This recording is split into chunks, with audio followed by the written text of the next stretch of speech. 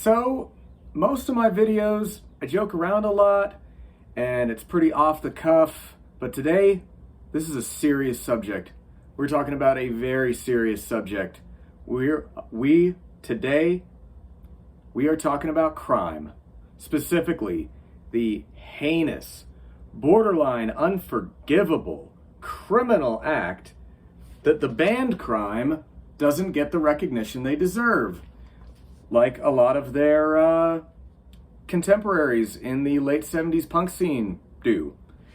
Anyway, this is the compilation Murder by Guitar by the band Crime. This was released in 2013, and it's got a nice kind of glossy picture of the band right there in the studio.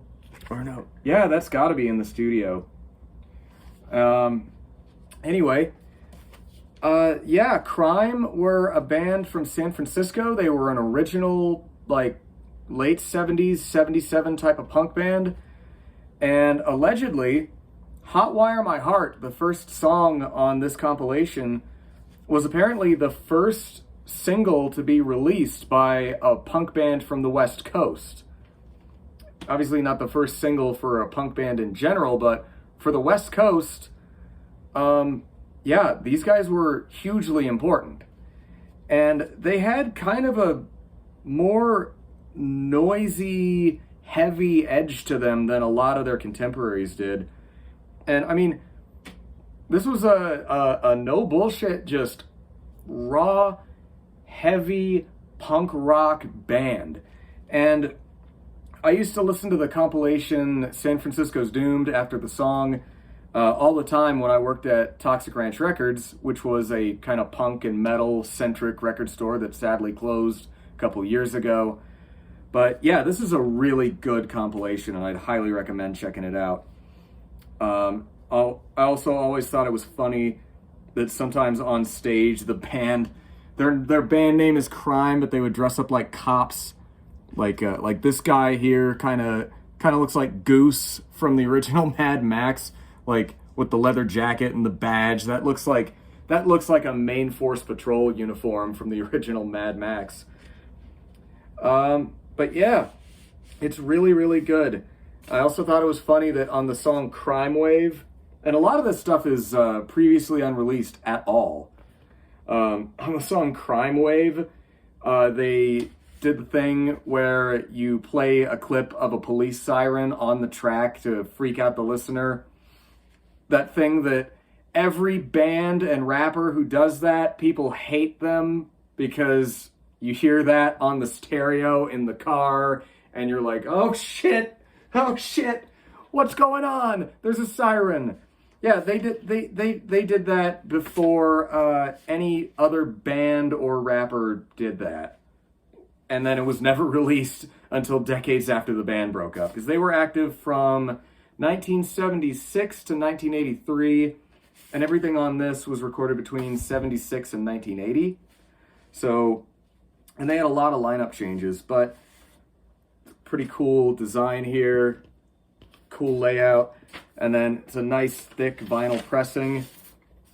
Got the band logo on side A, and on the back here, got the track listing.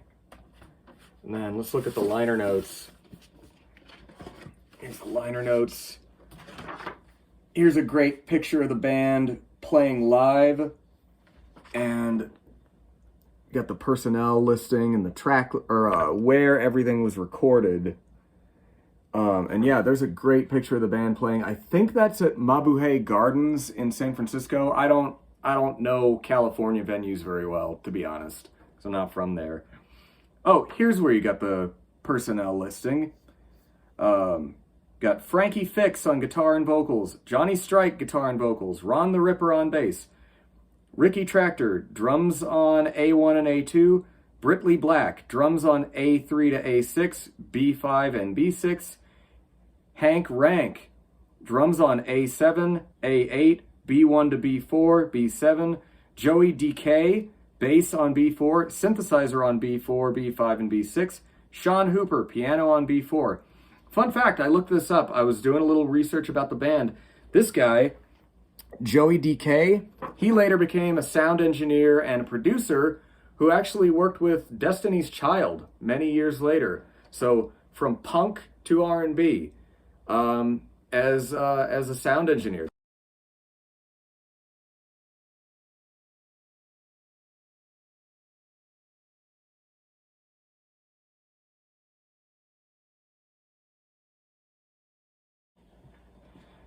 Hey, so we had some technical difficulties in the middle of filming that episode. Specifically, I got a phone call. Yeah, this is a low budget channel. All these videos are shot and edited on my phone.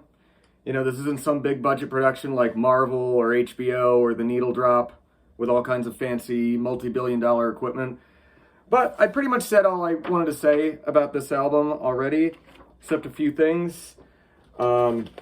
This track on side B, Gangster Funk, which was the B-side to the Maserati single, that's my favorite track on here. And also there's a pretty cool picture of two of the band members with Debbie Harry from Blondie. And yeah, overall just a really cool, you know, early punk compilation. And now that I've reviewed something from a couple decades ago, just to keep it balanced, I'm going to record, my next review is going to be from an album from the past 12 months. I've already heard it. It's really good. It's from probably my favorite band. Definitely top 5 favorite bands. So very much looking forward to that. And yeah, hope you're doing well out there. See ya.